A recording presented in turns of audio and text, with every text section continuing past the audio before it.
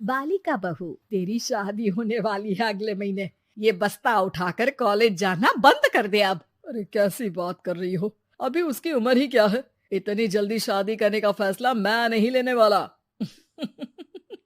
फैसला लेने के लिए तुम्हें कहा किसने है?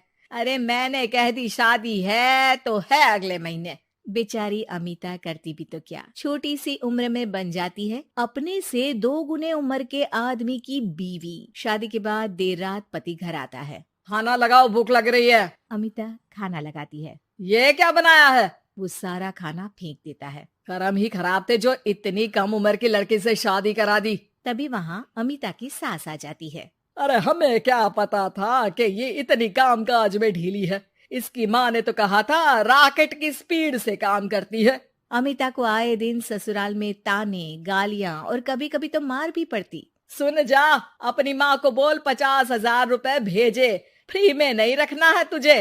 अरे मेरी एक आंख का ऑपरेशन भी तो करवाना है।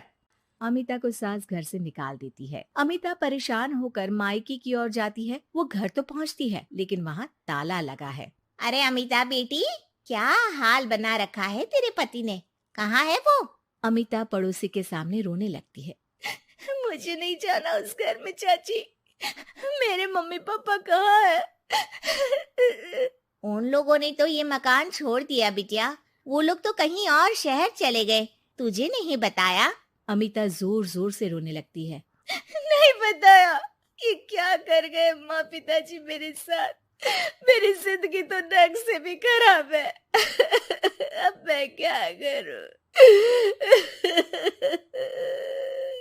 अमिता रोते हुए वहाँ से जा रही होती है कि उसे एक औरत मिलती है।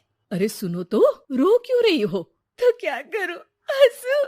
अमिता उस औरत को अपनी सारी कहानी बताती है। देखो, मेरा सिलाई का काम है। अगर तुम चाहो तो मेरे साथ ये काम कर सकती हो। बदले में मैं तुम्हें रहने की जगह, खाना और 1 दिन का 100 रुपया भी दूंगी।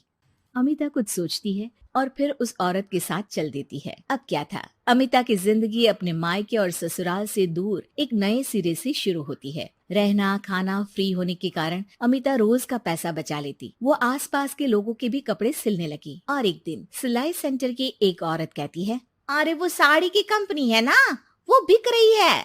पास बैठी अमिता सारी बात सुन रही थी। हाँ, बिक तो रही है, लेकिन उस बंद पड़ी मनहूस कंपनी को खरीदेगा कौन? तभी तो इतनी सस्ती बिक रही है, लेकिन कोई खरीदार नहीं है। फिर भी कितने की बिक रही है? अरे पूरे 5 लाख में मशीनों के साथ। लेकिन यहाँ कोई लेबर काम नहीं करेगा। पुराने मालिक ने किसी को पैसे ही नहीं दिए।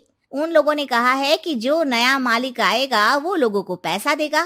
5 लाख। अमिता घर आती है और अपने पैसे गिनती है, पूरे 3 लाख। अमिता सिलाई सेंटर वाली उस औरत के पास जाकर कहती है, चाची, मैंने इतने साल की कमाई में ये पैसे जमा किए हैं, पूरे 3 लाख है। वो बंद साड़ी की फैक्ट्री मैं खरीदना चाहती हूँ। अरे अमिता, पागल हो गई हो क्या? वो 5 लाख की बंद मनहूस फैक्ट्री खरीदेगी, फिर लेबर का बकाया पैसा देगी, और वो फैक्ट्री चलेगी कि नहीं ये भी कोई नहीं जानता। लेकिन अमिता नहीं मानती। वो उस औरत से कहती है कि वो उस फैक्ट्री को खरीदना चाहती है और खरीद कर ही रहेगी। औरत भी अमिता की मदद कर देती है और फिर अमिता के नाम एक साड़ी फैक्ट्री हो जाती है। शुभारंभ वाले दिन अमिता लेबर से कहती है, मैं इस फैक्ट्री को दोबारा खड़ी करना चाहती हूँ।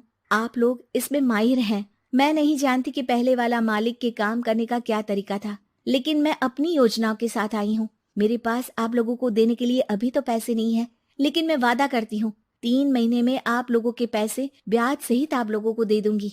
और ये क्या बात होती है? हम सारा दिन फिर से काम करें और पैसे ना मिले तो हम खाएंगे क्या? सिर्फ 3 महीने की बात है। वैसे भी आप लोग बिना काम के यहाँ नए मालिक के इंतजार में बैठे ही थे। मैं काम करना चाहती हूँ और 3 महीने में सारे पैसे देने का वादा भी करती हूँ। लेबर आपस में सलाह करते हैं और अमिता की बात मान लेते हैं। सिलाई सेंटर से मशीन, सिलाई और कपड़े के ज्ञान में माहिर हो चुकी अमिता सभी के साथ मिलकर खुद काम करती। शहर और दूसरे शहरों में घूम घूम कर साड़ी का डिजाइन दिखाती और ऑर्डर लेती। अमिता को कई जगह से ऑर्डर आ जाते हैं। कई लोग उसके काम को सराहते तो कई आलोचना भी करते। अरे बड़े बड़े व्यापारी बैठे हैं, यहाँ तू कहाँ टिकेगी? लाओ दिखाओ कैसी साड़ी बना रही है तुम्हारी फैक्ट्री। अमिता उन लोगों को साड़ी के डिजाइन दिखाती है कि तभी वहाँ व्यापारी की बीवी आ जाती है। हाय रे, कितनी प्यारी साड़ी है ये। बड़ी महंगी लगती है, मेरे लिए ले लो ना जी। और हाँ, अपनी दुकान में भी रख लो इसे, बहुत बिकेगी मैं कहती हूँ। अमिता मुस्कुराती है। अरे सेठ जी, बड़े बड़े व्यापारियों से नहीं, पर अच्छी डिजाइन और क्वालिटी से बाजार में चलती है। अब बताओ कितने का ऑर्डर है आपका? धीरे धीरे अमिता का आत्मविश्वास और बढ़ता है। बड़े बड़े ऑर्डर्स के लिए वो खुद लेबर्स के साथ मिलकर सारा दिन सारी रात काम करती। और फिर वो दिन भी आ जाता है जब अमिता को लेबर को पैसे देने होते हैं। मैं आप लोगों से 3 महीने बाद आज के दिन ये बात करना चाहती हूँ कि मैंने जितने पैसे देने की आपसे बात की थी उतने मैं नहीं दे सकती। हम लोग जानते थे कि पर आपकी कंपनी तो फायदे में है, फिर हमारे पैसे क्यों नहीं देंगी? मतलब आप लोगों के बकाया पैसे, ये 3 महीने के पैसे और ब्याज के साथ मैं आप लोगों को 10% का मुनाफा भी दूंगी। सभी खुश हो जाते हैं।